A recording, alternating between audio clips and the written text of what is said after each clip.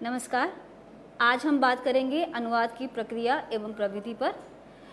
अनुवाद की प्रक्रिया एवं प्रविधि इस विषय को हमने 4 अलग अलग मॉड्यूल में बांटा है। आज की चर्चा में हम अनुवाद की प्रक्रिया एवं प्रविधि पार्ट 1 पर बात करेंगे। आज की चर्चा के महत्वपूर्ण बिंदु हैं अनुवाद प्रक्रिया, अनुवाद और अनुवादक, अनुवाद दृष्टि, अनुवाद प्रक्रिया और अन्य सिद्धांत जिसके अंतर्गत आएंगे प्रतीक सिद्धांत और अनुवाद प्रक्रिया, संप्रेषण सिद्धांत और अनुवाद प्रक्रिया, प्रतीकांतरण, भूमिका सिद्धांत। इस मॉड्यूल के देखने के बाद आप अनुवाद प्रक्रिया, अनुवाद और अनुवादक से क्या अभिप्राय है ये जान पाएंगे। साथ ही ये जान पाएंगे कि अनुवाद दृष्टि से हम क्या समझते हैं, अनुवाद प्रक्रिया से संबंधित विभिन्न सिद्धांत कौन कौन से हैं और अनुवाद प्रक्रिया के इन विभिन्न सिद्धांतों का महत्व और उपयोगिता अनुवाद के क्षेत्र में क्या है। जैसा कि मैं पहले भी कई बार बात कर चुकी हूँ और फिर इसी से अगर हम शुरुआत करें तो अनुवाद प्रक्रिया मूलतः अनुवाद करने की एक प्रक्रिया के तहत हम इसका जिक्र करते हैं। जब एक कोई पाठ का अनुवाद किसी अनुवादक के सामने जब एक चुनौती के रूप में होता है तो उसे किन किन आयामों से या किन किन स्तरों से या किन किन चरणों से गुजरना पड़ता है, उस संदर्भ में हम अनुवाद प्रक्रिया को देखते हैं। विभिन्न विद्वानों ने, विभिन्न चिंतकों ने इस पर अपने विचार व्यक्त किए हैं और अनुवाद के विभिन्न प्रारूप हैं जिस पर हम आगे के सत्रों में चर्चा करेंगे। लेकिन आज हम अनुवाद प्रक्रिया को लेकर प्रतीक सिद्धांत क्या है, प्रतीकांतरण भूमिका सिद्धांत क्या है और संप्रेषण सिद्धांत और अनुवाद की प्रक्रिया में क्या सामंजस्य है, उसकी आज हम इस सत्र में चर्चा करेंगे। अनुवाद प्रक्रिया, अनुवाद और अनुवादक। हम जानते हैं कि अनुवाद अपने आप में एक जटिल प्रक्रिया है। अनुवाद की इस प्रक्रिया में अनुवादक को एक ऐसी संश्लिष्ट प्रक्रिया से गुजरना होता है जिसके अंतर्गत उसे पाठ को न केवल भाषिक दृष्टि से अपितु उसके सामाजिक, सांस्कृतिक, विधागत या विषयगत जो उसकी विशेषताएं हैं उन्हें समझते हुए उसे उसका अनुवाद करना होता है। तो अनुवाद प्रक्रिया, अनुवाद और अनुवादक का आपस में क्या संबंध है, इससे हम यहाँ देखने की कोशिश करेंगे। अनुवाद प्रक्रिया एक संश्लिष्ट प्रक्रिया है। इसमें क्रिया व्यापार का स्वरूप दोहरा होता है। आलोचक अनुवाद चिंतक कृष्ण कुमार गोस्वामी के अनुसार अनुवाद प्रक्रिया से तात्पर्य अनुवाद की विधि अथवा प्रविधि से है जिसमें एक भाषा से दूसरी भाषा में संदेश और संरचना का अंतरण होता है। यहाँ संदेश लक्ष्य है और संरचना माध्यम है तथा अंतरण प्रक्रिया। तो हम इसी संदर्भ में देखेंगे कि जब हम अनुवाद की प्रक्रिया का जब हम जिक्र करेंगे आगे के सत्रों में भी, तो हम देखेंगे कि अनुवाद की प्रक्रिया में अनुवादक किन विभिन्न सोपानों से होकर गुजरते हैं और उसमें भी महत्वपूर्ण सोपान कौन कौन से हैं जिन्हें अनुवाद की प्रक्रिया में महत्वपूर्ण माना जाता है और उसी के माध्यम से अनुवाद प्रक्रिया के जैसे एक जटिल प्रक्रिया को समझने का प्रयास किया जाता है। इन तीनों आयामों का कार्य व्यापार अनुवाद प्रक्रिया कहलाता है। अनुवाद की प्रकृति, जैसा मैंने कहा कि अनुवाद की प्रक्रिया अपने आप में एक जटिल प्रक्रिया है और अनुवाद की प्रक्रिया में जब हम आगे नायडा के मॉडल पर बात करेंगे तो नायडा विश्लेषण, अंतरण और पुनर्गठन की बात करते हैं। यानी कि जब हम किसी पाठ का अनुवाद करते हैं तो अनुवाद करते समय सबसे पहले हम उसकी प्रक्रिया के अंतर्गत पाठ का अध्ययन करते हैं पाठक की दृष्टि से, फिर उसका विश्लेषण होता है और विश्लेषण के दौरान जो अनुवादक की जो दृष्टि होती है वो बहुत ही सूक्ष्म होती है और उसमें वे भाषाई स्तर पर, संकल्पनात्मक स्तर पर, भाषाई संरचना के स्तर पर और उसका जो कथ्य है उस सभी स्तरों पर उस पाठ का वे विश्लेषण करते चलते हैं। और विश्लेषण करने के बाद जब वे पाठ को एकदम एक खोलकर एक विस्तृत व्यापक स्तर पर देख लेते हैं तब उसके अंतरण और उसके बाद उसके पुनर्गठन की प्रक्रिया होती है। तो उसी संदर्भ में यहाँ समझे जाने की ज़रूरत है कि अनुवाद जो एक जब इस अनुवाद के बारे में बात की जाती है तो अक्सर ये कहा जाता है कि अनुवाद एक रचनात्मक क्रिया है। कभी ये कहा जाता है कि अनुवादक की जो भूमिका है वह मूलतः दूसरी भाषा में यानी लक्ष्य भाषा में मूल रचयिता की भूमिका है। अनुवाद विज्ञान है, अनुवाद कला है या अनुवाद कौशल है। तो इस संदर्भ में यह देखे जाने की ज़रूरत है कि अनुवाद की जो वास्तविक जो प्रकृति है वो क्या है। और जब हम अनुवाद की प्रकृति की बात करें तो हमें ये देखना होगा अनुवाद की जिस प्रक्रिया का हम जिक्र कर रहे हैं वो किस तरीके से काम करती है। तो नायडा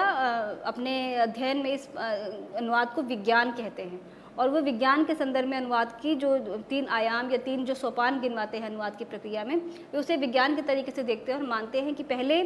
मूल भाषा के जो पाठ है जो जिसे वो कोड कहते हैं और उस कोड का जब अनुवाद किया जाता है तो उसे वो विकोडीकरण कहते हैं, यानी उसे डिकोड करना और फिर से उसे रिकोड करना लक्ष्य भाषा में। तो इस तरीके से वो अनुवाद को एक विज्ञान के संदर्भ में समझते हैं। उसी तरीके से जब हम अनुवाद को कला कहते हैं तो कला के संदर्भ में जब अनुवाद जब सृजनात्मक साहित्य का अनुवाद का जब संदर्भ आता है तो अनुवाद वहाँ पर अनुवादक का या अनुवादिका से अपेक्षा की जाती है कि वे न केवल 2 भाषाओं के ज्ञाता हों, अपितु उस समाज, उसकी संस्कृति, उसकी भाषाई बुनावट जो उसकी संस्कृति में धंसी हुई है, उसके मुहावरे, उसकी प्रयुक्तियाँ और उसकी पूरे सामाजिक, सांस्कृतिक, धार्मिक परिवेश, कालगत परिवेश के बारे में भी उसको जानकारी हो। और जानकारी के तहत जब वे एक रचना का दूसरी भाषा में अनुवाद कर रहे होते हैं तब वे मूलतः वहाँ पर साहित्यिक रचना के संदर्भ में अगर हम कहें या साहित्यिक सांस्कृतिक रचनाओं के संदर्भ में हम कहें तो वे दूसरी भाषा को एक नई रचना का उपहार दे रहे होते हैं, यानी एक नई एक अन्य भाषा में उपलब्ध एक साहित्यिक रचना को एक नई भाषा में या अपनी भाषा में जिसे कहा जाए उसे एक रचना के रूप में एक नई सौगात दे रहे होते हैं। तो वहाँ उनकी जो भूमिका होती है बहुत ही क्रिएटिव होती है, बहुत ही सृजनात्मक भूमिका होती है, क्योंकि वहाँ वो केवल शब्दानुवाद मात्र नहीं कर रहे होते, वहाँ उनकी जो भूमिका है कई बार पाठ को एक नया जन्म देने की भूमिका होती है, जिसे बेंजामिन ने पाठ का आफ्टर लाइफ या पुनर्जीवन भी कहा है साहित्य के संदर्भ में, अनुवाद के संदर्भ में। तो हम देखते हैं कि जब अनुवादक या अनुवादिका किसी सृजनात्मक साहित्य का अनुवाद कर रहे होते हैं तो वो अनुवाद करते समय उसमें इस कदर या इस तरह डूब जाते हैं कि उन्हें एक नई रचना के संदर्भ में उसका एक पुनर्निर्माण करना होता है, जिसे हम पुनर्सृजन भी कह सकते हैं, और बहुत सारे साहित्य के अनुवाद के संदर्भ में हमने देखा है। और तीसरा जो अनुवाद को कौशल कहा जाता है, कौशल इस संदर्भ में कि अनुवाद करते समय अनुवादिका या अनुवादक को बहुत सारे कौशल या बहुत सारे स्किल्स की ज़रूरत भी पड़ती है। तो इस तरीके से हम देखें तो अनुवाद विज्ञान है, कला है या कौशल है, ये पाठ की प्रकृति पर भी निर्भर करता है और अनुवादक या अनुवादिका की जो अपनी अप्रोच है किसी पाठ को देखने की उस पर भी निर्भर करता है। तो हम विभिन्न पाठों के संदर्भ में, विभिन्न संदर्भों के अर्थ में जो हम एक पाठ को देखते हैं तब ये तय करना मुश्किल होता है कि इसे किस एक प्रकृति से बांधा जाए, अनुवाद को विज्ञान कहा जाए या कला कहा जाए या कौशल कहा जाए। तो अनुवाद अपने प्रकृति में पाठ के साथ, पाठ के संदर्भ के साथ अपना स्वरूप बदलती है, और वो जो प्रक्रिया जब बहुत ही मशीनीकृत तरीके से चल रही होती है तो आप उसे विज्ञान के संदर्भ में समझ सकते हैं, लेकिन जब वो बहुत ही साहित्यिक या एक पुनर्रचना के संदर्भ में होती है तो वो कला का रूप ले लेती है, एक साहित्य का रूप ले लेती है। तो इस तरीके से अनुवाद की प्रकृति को किसी एक खांचे में या किसी एक सांचे में कसकर नहीं देखा जा सकता। अनुवाद दृष्टि, जैसा मैंने जिक्र किया कि इस सत्र में, इस मॉड्यूल में हम इस पूरे पाठ्यक्रम के या इस पूरी यूनिट के एक हिस्से पर बात करेंगे। तो अनुवाद दृष्टि यानी जब कोई अनुवादिका या अनुवादक किसी पाठ का अनुवाद कर रहे होते हैं तो उनकी दृष्टि क्या है, वे पाठपरक दृष्टि है या प्रक्रियापरक दृष्टि है। तो अनुवाद के प्रति जो अप्रोच है उसका जिक्र है यहाँ। और पाठपरक दृष्टि यानी जब अनुवादक की दृष्टि में या अनुवाद एजेंसी की दृष्टि में या वे संस्थाएं जो अनुवाद करवाती हैं उनकी दृष्टि में जब पाठ केंद्रित होता है या मूल पाठ के प्रति या लक्ष्य पाठ के प्रति जब उनकी निष्ठा होती है, तब खास दृष्टि से जो पाठ केंद्रित जो अनुवाद प्रक्रिया है उसके अंतर्गत ये देखा जाता है कि अनुवाद कितना सफल है, अनुदित पाठ मूल रचना के कितना समतुल्य है, मूल कृति में निहित संदेश विषय वस्तु को अनुदित पाठ में किस हद तक संप्रेषित किया जा चुका है, और मूल पाठ और अनुदित पाठ की भाषिक संरचना में कितना समन्वय है। तो जब, जिसे हम प्रॉपर ट्रांसलेशन के संदर्भ में भी देख सकते हैं कि जब कोई पाठ अनुवाद करते समय अनुवादक के सामने जब उसके भाषा के प्रति निष्ठा का सवाल जब आता है या उस मूल पाठ के प्रति निष्ठा का सवाल जब ज़्यादा महत्वपूर्ण होता है, तब अनुवादक की अनुवादिका की दृष्टि पाठपरक दृष्टि होती है, जिसमें वे मूल के पाठ को यथासंभव अनुदित भाषा में या अनुदित पाठ में, अनुदित पाठ में के रूप में उसे पुनः प्रस्तुत करते हैं। और पूरी कोशिश होती है कि इस पूरी प्रक्रिया में जो पाठ केंद्रित जो दृष्टि है वो कहीं भी विचलित ना हो। तो वो इसे हम अनुवादक की पाठ परक दृष्टि के संदर्भ में देख सकते हैं। दूसरी है अनुवाद की प्रक्रिया परक दृष्टि। प्रक्रिया परक दृष्टि यहाँ जहाँ अनुवाद के पाठ के साथ अनुवाद की प्रक्रिया, जिसे हम एक संश्लिष्ट प्रक्रिया कहते हैं या जटिल प्रक्रिया कहते हैं, जब हम कहते हैं कि अनुवादक या अनुवादिका एक साथ कई आयामों से होकर गुजरते हैं और अनुवाद प्रक्रिया में उन्हें बहुत सारे स्तरों से एक पाठ को देखना होता है, तब उसकी जो अनुवादक की जो दृष्टि है या अनुवादिका की जो दृष्टि है वो प्रक्रिया परक दृष्टि होती है, जिसके अंतर्गत अनुवादिका या अनुवादक को ये खोज करनी होती है, ये जानना होता है कि दोनों पाठों के बीच भिन्नता होने के कारण क्या हैं। जब हम सामाजिक सांस्कृतिक साहित्य के अनुवाद के संदर्भ में जब इस तरीके से देखें तो जब दो विभिन्न संस्कृतियों के पाठ हमारे सामने अनुवाद के लिए होते हैं, एक भाषा से दूसरी भाषा में जब हमें एक पाठ को ले जाना होता है, तब ये देखना बहुत ज़रूरी होता है कि सामाजिक, सांस्कृतिक, भाषाई, और यहाँ जब मैं भाषाई कह रही हूँ तो समाज और संस्कृति से निर्मित या समाज या संस्कृति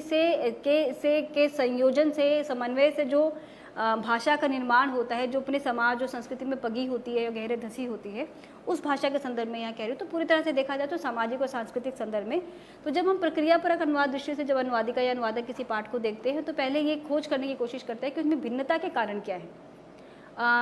ज़रूरी नहीं है कि आप उसका समतुल्य ही ढूंढने की पहले प्रयास करें, पहले देखते हैं कि वो भिन्नता के विभिन्न कारण कौन से हैं, उनके आधार क्या क्या हैं, भिन्नता की व्याख्या स्पष्ट हुई है या नहीं, या भिन्नता के लिए जो जिम्मेदार प्रसंग हैं वे क्या हैं। यानी अनुवाद करते समय एक पाठ को इस दृष्टि से देखना कि पहले उसके भिन्नता के बिंदुओं को रेखांकित किया जाए और ये देखा जाए कि वो कहाँ तक संभव है अनुवाद करना। हमने अलग अलग सत्रों में जाना कि अनुवाद सिद्धांत को लेकर या अनुवाद प्रक्रिया को लेकर जो विभिन्न विचारकों के जो अलग अलग मत हैं और अनुवाद प्रकारों को लेकर जो अनुवाद चिंतकों के मत हैं, जिसमें कहीं जैसे कैटफर्ड ने ये भी कहा है कि अनुवाद पूर्ण हो या आंशिक हो, तो ये इस संदर्भ पर डिपेंड करता है या इस संदर्भ पर इसका ये निर्भर करता है कि जब कोई पाठ एक अनुवादक के सामने एक चुनौती के रूप में होता है तो वे उसे किस दृष्टि से देखते हैं। क्या उनकी दृष्टि मूल केंद्रित है, मूल पाठ केंद्रित है, तब तो एक कह सकते हैं कि जो पूरा जो प्रोसेस होगा वो मूल को ध्यान में रखकर होगा। और अगर उसकी विभिन्नता को या उसकी विविधता को समझकर उसकी जटिलताओं को अंडरलाइन करके जब कभी अनुवादिका या अनुवादक अनुवाद करते हैं तो उसकी प्रक्रिया के अंतर्गत वो सारे भेद या वो सारी विविधताएं में दर्ज हो जाती हैं, जिसके माध्यम से एक पाठ किसी अनुवादिका या अनुवादक के सामने चुनौती के रूप में होता है। अब हम बात करेंगे अनुवाद प्रक्रिया और अन्य सिद्धांतों पर। जैसे मैंने शुरुआत में भी कहा था कि 3 महत्वपूर्ण सिद्धांत जिस पर आज हम चर्चा करेंगे: प्रतीक सिद्धांत और अनुवाद प्रक्रिया, संप्रेषण सिद्धांत और अनुवाद प्रक्रिया, और प्रतीकांतरण यानी भूमिका सिद्धांत। प्रतीक सिद्धांत और अनुवाद प्रक्रिया। तो प्रतीक सिद्धांत और अनुवाद प्रक्रिया, जो ये प्रतीक का जो सिद्धांत है जिसके प्रवर्तक पियर्स को माना जाता है, उनका मानना है कि अनुवाद करते समय जो भाषाएं हैं, जिन 2 भाषाओं की जो यहाँ जब जिक्र हो रहा है तो उसे वे प्रतीक के रूप में देखते हैं। और प्रतीक इस संदर्भ में कि जब कोई वस्तु हमारे जहन में होती है, मान लीजिए कि अगर हम जैसे आप एक डायग्राम में भी देख सकते हैं, जो ट्रायंगुलर जो चित्र आपके सामने है, उसमें एक और है संकेतित वस्तु, एक है संकेतन प्रतीक और ऊपर है संकेतार्थ यानी मानसिक संकल्पना। तो जब कोई संकेतार्थ, कोई मानसिक संकल्पना, मान लीजिए हम एक घोड़े का ही अगर जिक्र करें तो एक घोड़े की जो छवि मेरे मस्तिष्क में है, वही घोड़ा जब वास्तव में है वो संकेतित वस्तु हो गया, और उस घोड़े के लिए प्रयोग किया गया शब्द संकेतन प्रतीक हो गया। यानी भाषा में, किसी भी भाषा में उस पर्टिकुलर वस्तु के लिए जो शब्द है उसे वे प्रतीक के संदर्भ में देखते हैं और मानते हैं कि एक जो प्रतीक है उसके आकार लेने में ये 3 चीज़ों की भूमिका होती है। सबसे पहले वह एक वस्तु आपके जहन में या आपके मस्तिष्क में आकार लेती है, फिर उस मस्तिष्क में आकार ली हुई वस्तु को जब हम ज़मीन पर या वास्तविक रूप में फिजिकली जब उसको हम देखते हैं तो उसे संकेतित वस्तु मानते हैं, और उसी संकेतित वस्तु के लिए आपकी भाषा में जो प्रतीक है उसके प्रयोग के लिए उसे वे संकेतन प्रतीक कहते हैं। तो इस दृष्टि से घोड़ा शब्द के लिए अलग अलग भाषा में अलग अलग प्रतीक हैं। जैसे अंग्रेजी में उसके लिए हॉर्स है, संस्कृत में उसके लिए अश्व है। तो आपके मस्तिष्क की जो मानसिक संकल्पना है वह सेम है, संकेतित वस्तु भी वही है, लेकिन संकेतन प्रतीक यहाँ पर बदल जाता है। तो इस तरीके से वे अनुवाद की प्रक्रिया में जब प्रतीक सिद्धांत का जिक्र करते हैं तो इस ओर संकेत करते हैं कि जो प्रतीक है, जो वास्तव में जिस भाषा में उस वस्तु के लिए जो शब्द का प्रयोग किया जा रहा है या जिस प्रतीक का प्रयोग किया जा रहा है, अनुवाद उस स्तर पर होता है, लेकिन उसकी जो मानसिक संकल्पना है वो दोनों ही भाषाओं में समान रूप से है। इसे हम नायडा के संदर्भ में भी आगे जिक्र करेंगे, जहाँ वे सरफेस स्ट्रक्चर, भाषा के सरफेस स्ट्रक्चर और डीप स्ट्रक्चर की बात करते हैं, तो उस पर भी इसकी हम चर्चा करेंगे। पर प्रतीक सिद्धांत को ही आगे समझते हुए रोमन याकब्सन ने भी प्रतीक सिद्धांत का जिक्र किया है, और उन्होंने भी इस भाषिक प्रतीक के संदर्भ में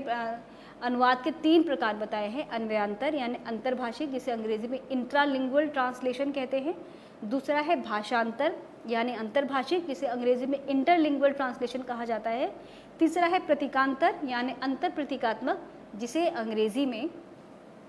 इंटरसिमियोटिक अनुवाद कहा जाता है। तो अन्वयांतर यानी अंतर्भाषिक अनुवाद यानी जब कोई पाठ एक भाषा में लिखित पाठ को उसी भाषा में पुनर्अनुवाद किया जाए, यानी उसे एक भाषा में लिखे गए पाठ को उसी भाषा में अनुवाद करना। उदाहरण स्वरूप संस्कृत का जो हमारा बहुत सारा जो उपनिषद और इस तरह का जो वैदिक साहित्य है उस पर लिखे गए जो टीका और भाष्य है उसे हम अन्वयांतर के अंतर्गत देख सकते हैं। उसी तरह प्रेमचंद या जैनेन्द्र या रविन्द्रनाथ टैगोर आदि की जो कहानियाँ हैं जिसे बच्चों के लिए या पाठक वर्ग की को ध्यान में रखते हुए जब उनका एक तरह से भाषाई परिवर्तन करते हुए या उसका कुछ सरल रूप प्रस्तुत करते हुए जब उसे उसी भाषा में अलग अंदाज से रखा गया तो उसे भी हम अन्वयांतर के संदर्भ में देख सकते हैं। या इसके अंतर्गत हम एक ही भाषा के पाठ को उसी भाषा में अलग विधागत रूप में भी देख सकते हैं। जैसे कहानी पर लिखा गया, जैसे कहानी पर लिखी गई या उपन्यास पर लिखी गई कोई कहानी या उपन्यास ही किसी पात्र पर लिखा गया कोई नाटक लिखित संदर्भ में, तो एक ही भाषा का पाठ उसी भाषा में जब उपलब्ध हो अनुवाद के अर्थ में या उसमें कुछ भाषाई परिवर्तन करते हुए या उसका कुछ सरलीकृत रूप, तो उसे हम अन्वयांतर यानी अंतर्भाषिक, जिसे इंट्रालिंगुअल ट्रांसलेशन कहा जाता है, के संदर्भ में देखते हैं। तो यहाँ वे प्रतीकों की बात करते हैं रोमन याकब्सन कि एक ही भाषा के प्रतीकों को उसी भाषा के दूसरे प्रतीकों से बदल देना, पर्यायों के संदर्भ में से यूँ समझा जा सकता है। भाषांतर यानी अंतर्भाषिक अनुवाद, जिसे इंटरलिंगुअल ट्रांसलेशन कहा जाता है, जिसे हम मूलतः प्रॉपर ट्रांसलेशन के संदर्भ में समझ सकते हैं, जहाँ अनुवाद में एक पाठ की भाषिक इकाइयाँ या भाषिक प्रतीकों को दूसरे भाषा के प्रतीकों में भाषांतरित किया जाता है, उसके अंतरित किया जाता है। तो इसे इंटरलिंगुअल ट्रांसलेशन, जहाँ अनुवाद का जो पूरा व्यापार है दो भाषाओं के बीच में चलता है, उसे हम अंतर्भाषिक अनुवाद कहते हैं। ये भी रोमन याकब्सन प्रतीक सिद्धांत के संदर्भ में इस पर जिक्र करते हैं। और तीसरा है प्रतीकांतर, यानी जहाँ प्रतीक का ही अंतरण कर दिया जाए। पहले दोनों जो प्रकार हैं अनुवाद के, उसमें हम देखते हैं कि जो प्रतीक है वे भाषाई प्रतीक ही हैं, चाहे एक ही भाषा के प्रतीक हों चाहे दो विभिन्न भाषाओं के प्रतीक हों। लेकिन जो तीसरा जो अनुवाद का प्रकार, जिसका प्रतीक सिद्धांत के आधार पर रोमन याकब्सन जिसका जिक्र करते हैं, प्रतीकांतर, जिसे वे इंटरसिमियोटिक ट्रांसलेशन कहते हैं, वहाँ वे प्रतीकांतर की बात करते हैं। यानी जब एक भाषा में लिखा गया पाठ के प्रतीकों को उसी भाषा के उस भाषिक प्रतीकों को भाषा से इतर भी विभिन्न प्रतीकों में अंतरित करना। जैसे कहानी पर बनी हुई कोई फिल्म या कहानी पर बना हुआ कोई नाटक या उपन्यास पर बना हुआ कोई चलचित्र या कोई लिखित फॉर्म में, मान लीजिए कोई डॉक्यूमेंट्री है या कुछ लिखित एक फॉर्म है, उसमें उसका विजुअल्स तैयार करना या उस पर एक डॉक्यूमेंट्री तैयार करना, तो इस तरह उसका प्रतीकांतरण कर देना, वे भाषा की सीमा से बाहर निकल जाए। तो जिसे हम रूपांतरण के संदर्भ में भी समझते हैं विस्तृत रूप में, उस पर हम आगे कभी जिक्र करेंगे। लेकिन रोमन याकब्सन जब प्रतीक की बात करते हैं तो वो किस तरीके से भाषिक प्रतीक और फिर भाषेतर प्रतीक का जिक्र करते हैं अनुवाद प्रक्रिया के अंतर्गत। दूसरा है संप्रेषण सिद्धांत और अनुवाद प्रक्रिया। संप्रेषण सिद्धांत के बारे में जैसा कि हम सभी जानते हैं कि नायडा और उन विद्वानों ने जिन्होंने अनुवाद को मूलतः विज्ञान समझा या विज्ञान के रूप में उसे स्थापित किया, वे संप्रेषण सिद्धांत के रूप में अनुवाद को समझाते हैं, जहाँ अनुवाद मूलतः संप्रेषण की एक इकाई है जिसमें एक भाषा के पाठ को, एक भाषा के संदेश को विकोडीकृत करके और फिर पुनः कोडीकृत करके दूसरी भाषा में प्रस्तुत किया जाता है, जिसमें संदेश एक भाषा से दूसरी भाषा में जो है ट्रांसफ़र होता है या आगे विस्तार पाता है। तो नायडा और अन्य विद्वानों ने अनुवाद को विज्ञान के रूप में स्थापित करते हुए संप्रेषण व्यापार का विवेचन अनुवाद प्रक्रिया के संदर्भ में किया है, जिसमें वे अनुवाद को इसके व्यापक संदर्भ से जोड़ते हुए संप्रेषण व्यापार की एक उपश्रेणी कहते हैं। इस संप्रेषण प्रक्रिया में विकोडीकरण और कोडीकरण की संकल्पना के आधार पर अनुवाद प्रक्रिया को भी देखा जा सकता है। जैसा मैंने कहा कि नायडा मानते हैं कि एक भाषा में लिखा हो, जैसे प्रतीक में हमने देखा कि रोमन याकब्सन हो या पियर्स हो, वे अनुवाद में भाषा को प्रतीक के संदर्भ में समझते हैं। उसी तरीके से नायडा अपने अनुवाद सिद्धांत में, संप्रेषण सिद्धांत में भाषा को कोड कहते हैं। कूट भाषा कहते हैं। जैसे कि कोई भाषा या कोई पाठ जब एक भाषा में है तो वो एक कोडीकृत या एक कोडिफाइड उसका फॉर्म है, जिसमें अनुवादक की भूमिका ये होती है कि पहले वे उस प्रक्रिया के तहत जिसमें वे विश्लेषण, अंतरण और पुनर्गठन का जिक्र करते हैं, विश्लेषण के अंतर्गत वे पहले उसे डिकोड करते हैं, यानी उस पाठ को जो एक खास भाषा में कोडबद्ध है उसे पहले वो डिकोड करें, और डिकोड करने के बाद फिर उसे समझते हुए जब हम अंतरण और पुनर्गठन की बात करते हैं तो उसे पुनः कोडीकृत करना या उसे डिकोड करना दूसरी भाषा में। तो इस संदर्भ में वो एक पूरी वैज्ञानिक प्रक्रिया के अंतर्गत इसे देखते हैं, और संप्रेषण सिद्धांत के अंतर्गत कोडीकरण, विकोडीकरण और पुनः कोडीकरण के संदर्भ में अनुवाद प्रक्रिया का जिक्र करते हैं, जिसे वे संप्रेषण सिद्धांत के संदर्भ में समझाते हैं। और जो तीसरा जो अनुवाद सिद्धांत है, जिसे प्रतीकांतरण भूमिका सिद्धांत कहते हैं, जिसके प्रवर्तक कृष्ण कुमार गोस्वामी और रविन्द्रनाथ श्रीवास्तव जो अनुवादविद हैं, अनुवाद चिंतक हैं, उन्हें माना जाता है, जिसके अंतर्गत अनुवाद मूलतः प्रतीकों का अंतरण है। वे मानते हैं कि अनुवादक को दो प्रकार के पाठों का सामना करना होता है, एक वह जो मूल भाषा में है और एक वह जिसका वे सृजन करेंगे। तो इन दोनों पाठों के बीच में एक सामंजस्य बनाना और सामंजस्य बनाकर एक ऐसे पाठ की निर्मिति करना, एक ऐसा पाठ का निर्माण करना जिसका उद्देश्य केवल अनुवाद मात्र कर देना नहीं है, अपितु सही मायनों में उसका संप्रेषण हो, वो पूरी तरह से कम्युनिकेट हो और उसका भी प्रभाव पाठक वर्ग पर उसी तरीके से हो जिस तरीके से मूल पाठ का था। तो एक जिसे हम रचयिता की भूमिका या क्रिएटर की भूमिका कहते हैं, ट्रांसलेटर की, उस संदर्भ में कृष्ण कुमार गोस्वामी और रविन्द्रनाथ श्रीवास्तव अनुवाद में प्रतीकांतरण भूमिका सिद्धांत को देखते हैं। वे मानते हैं कि अनुवादक केवल पाठक ही नहीं अपितु द्विभाषी की भूमिका के रूप में उस कथ्य को लक्ष्य भाषा में बांधने का प्रयत्न करते हैं। इसलिए उन्हें भाषा तथा लक्ष्य भाषा यानी मूल भाषा तथा लक्ष्य भाषा दोनों की व्याकरणिक संरचनाओं, सांस्कृतिक अभिव्यक्तियों और अन्य विधागत शैलियों से भी जूझना होता है। जब भी कोई पाठ हमारे सामने अनुवाद के लिए होता है तो उसमें जो विभिन्न आयाम होते हैं, पहला कि उसका कथ्य, दूसरा उसकी शैली, उसकी भाषा, और जब हम भाषा की बात करते हैं तो और खासतौर पर जब सामाजिक सांस्कृतिक साहित्य की जब हम बात करते हैं तो वह भाषा अपनी समाज और संस्कृति से निर्मित भाषा। तो एक अनुवादिका या अनुवादक से अपेक्षा की जाती है कि दोनों भाषाओं की न केवल व्याकरणिक संरचना अपितु उसकी सामाजिक सांस्कृतिक पृष्ठभूमि, दोनों मूल भाषा में प्रयुक्त की गई शैली को दूसरी भाषा में पुनः स्थापित करना और उसी तरीके से अनुवाद करना। तो एक जो प्रतीक का अंतरण की जो उसकी भूमिका है अनुवादक की या अनुवादिका की, उसे पूरी तरह तभी निभाया जा सकता है जब वे दोनों के प्रति उतना ही जिम्मेदार हों जितना कि एक अनुवादक एक बेहतर अनुवाद के लिए आवश्यक है। तो इस तरीके से प्रतीकांतरण भूमिका सिद्धांत में इसे वे कहा जाए तो इस टेबल के अनुसार वे इसे स्पष्ट करने की कोशिश करते हैं। हम देखते हैं ऊपर अनुवाद की प्रक्रिया, अनुवादक की भूमिका और उनका कार्य क्या है। तो इसे इस संदर्भ में अगर देखा जाए तो जिसका विश्लेषण, अंतरण और पुनर्रचना या पुनर्गठन जिसका जिक्र नायडा अपने अनुवाद सिद्धांत में या अनुवाद प्रक्रिया में करते हैं, एनालिसिस,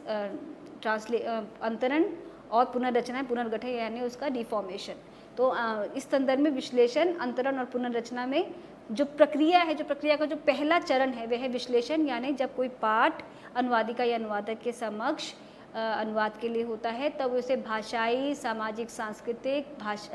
कथ्यगत, शैलीगत आधार पर जब उसका वे व्यापक अध्ययन करते हैं और अध्ययन करके उसको इस तरीके से उसे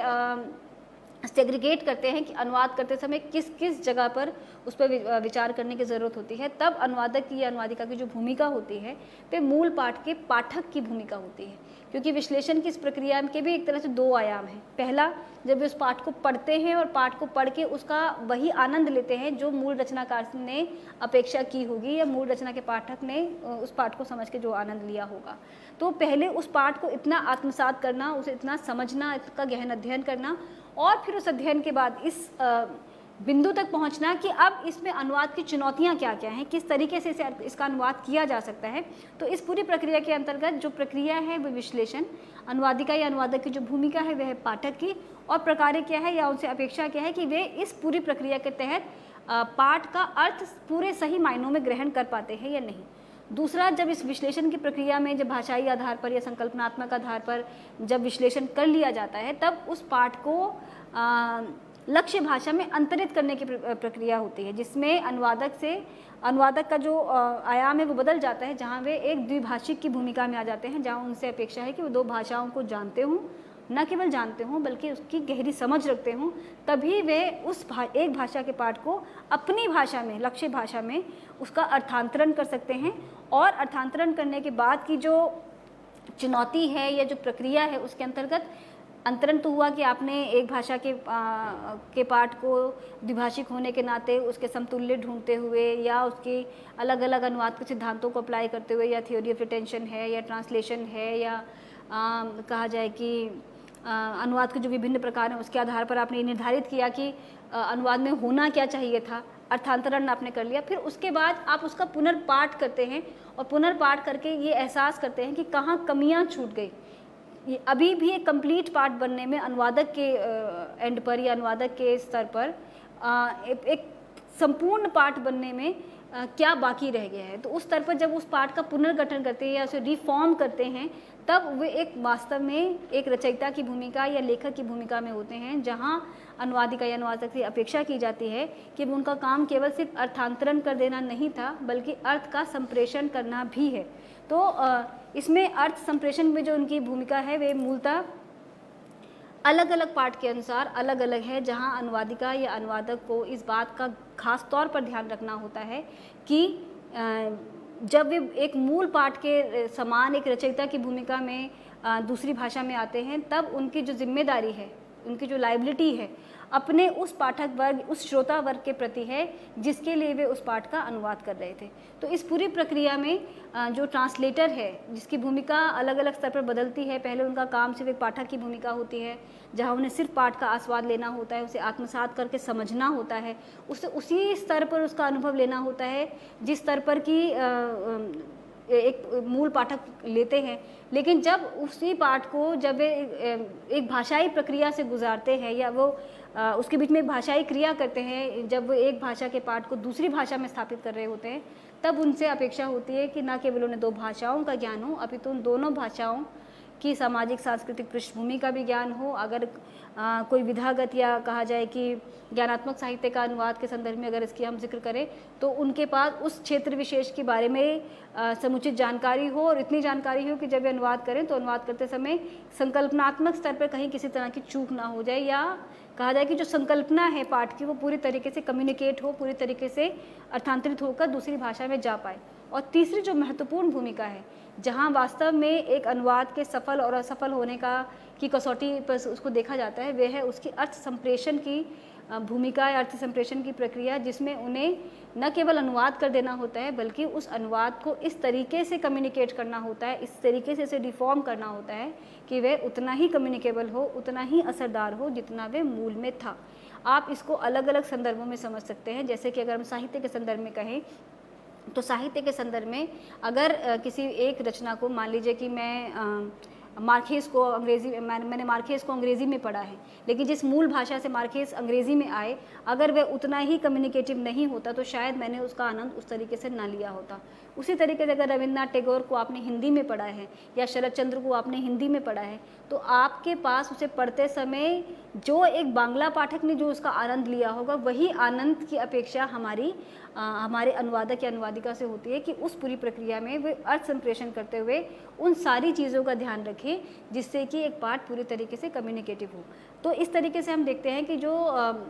प्रतीकांतरण भूमिका सिद्धांत के अंतर्गत रविन्द्रनाथ श्रीवास्तव और कृष्ण कुमार गोस्वामी ने जो अनुवाद चिंतन में के अनुवाद प्रक्रिया के संदर्भ में अनुवादक की जो भूमिका के बारे में जो संदर्भ जो दिया है, उस तरीके से अगर हम देखें तो अनुवादक या अनुवादिका यहाँ एक मूल रचयिता की भूमिका में होते हैं, जहाँ उन्हें न केवल मूल पाठ के प्रति अपनी जिम्मेदारी को निभाना होता है, बल्कि लक्ष्य पाठक के प्रति भी और उसकी संस्कृति के प्रति, उस समाज के प्रति भी उसकी भूमिका महत्वपूर्ण हो जाती है। तो इस तरीके से वो बीच में एक सेतु का काम करते हैं, एक लिंक का काम करते हैं, जिसमें वे मूल पाठ और लक्ष्य पाठ दोनों के बीच में एक ऐसा खूबसूरत सामंजस्य बिठाने का काम करते हैं जिससे वे पाठ सही मायनों में कम्युनिकेट हो, अनुवाद हो, और अनुवाद होकर भी उसका आस्वाद उसी तरीके से हो जिस तरह की मूल पाठ में था। तो अगर विभिन्न रचनाकारों ने अगर ये कहा है, और मैं कहूँ महाश्वेता देवी का नाम लूँ जो बांग्ला की महत्वपूर्ण लेखिका हैं, उनका मानना है कि मैं तो केवल एक बांग्ला लेखिका थी, मुझे मेरे अनुवादकों ने अंतर्राष्ट्रीय या राष्ट्रीय स्तर की रचनाकार बनाया। तो ये जो रचनाकार की अपने अनुवादक या अनुवादिका से जो अपेक्षा होती है, या अनुवादक या अनुवादिका से एक समाज की या अनुवाद एजेंसीज की या प्रकाशन संस्थानों की जो अपेक्षा होती है, वह यही होती है कि इस पूरी प्रक्रिया के अंतर्गत वे एक बेहतर पाठक भी हों, एक द्विभाषी की भूमिका भी बहुत खूबसूरती से निभाते हों, और जब वे इस रचना का पुनर्पाठ कर रहे हों, जिसका कि जिक्र नायडा करते हैं रिकोडीकरण के संदर्भ में, रिकोडीकरण करें या उसे कहें रिकोडीकरण, अगर उसे कहें पुनर्कोडीकरण, अगर हम उसे कहें तो पुनर्कोडीकरण के संदर्भ में वो इसी संदर्भ की बात कर रहे हैं। इसको अगर ये बहुत वैज्ञानिक तरीके से उन्होंने समझाने की कोशिश की है, लेकिन अगर इसे संदर्भ में समझा जाए तो उसे जब पुनर्कोडीकरण उसका किया जाता है तो उसमें यही अपेक्षा होती है कि अर्थ पूरी तरीके से न केवल अर्थ उसका अनुवाद हो, अपितु वो पूरी तरीके से संप्रेषित भी हो, और संप्रेषण होकर वो पाठक वर्ग पर उतना ही असर डाले जितना कि मूल रचना से एक अनुवादक या अनुवादिका की अपेक्षा की जाती है। तो इस तरीके से हमने इस पहले पाठ में देखा कि अनुवाद प्रक्रिया और प्रविधि के अंतर्गत अनुवादकों या चिंतकों ने उसे किस तरीके से उसे देखने का प्रयास किया है। ये कुछ महत्वपूर्ण पुस्तकें हैं जिनका कि आप अपने आगे विस्तृत अध्ययन में आप इनका सहारा ले सकते हैं, उन पर स्टडी कर सकते हैं। अगले अनुवाद इस जैसे मैंने शुरू में ही कहा कि इस यूनिट को या इस पार्ट को, इस विषय को हमने 4 मॉड्यूल में डिवाइड किया है। आज हमने इस पहले भाग पर बात की, आने वाले सत्रों में इसके हम अगले सत्रों पर बात करेंगे, अगले विषय पर बात करेंगे। धन्यवाद, नमस्कार। हुआ सर?